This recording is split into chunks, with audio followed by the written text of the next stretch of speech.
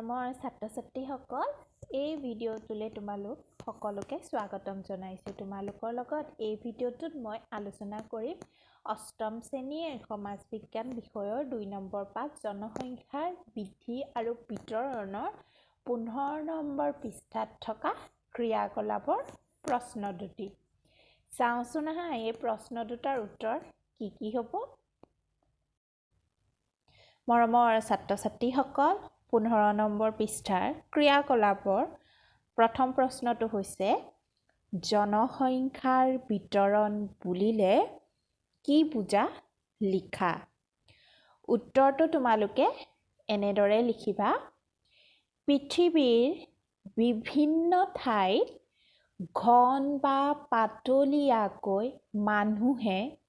বসতি কৰি থকাকে জনসংখ্যাৰ বিতৰণ বুলি কোৱা হয়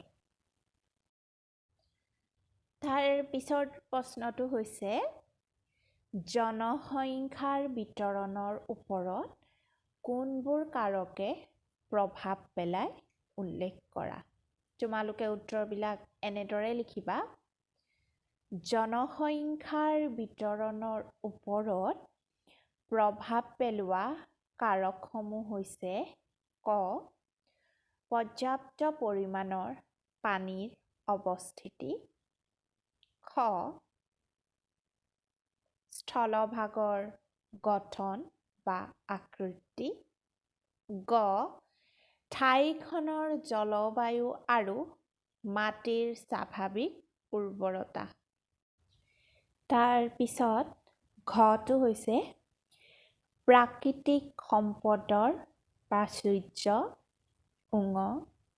ঔদ্যোগিক বিকাশ প্ৰথম ছ নগৰীকৰণ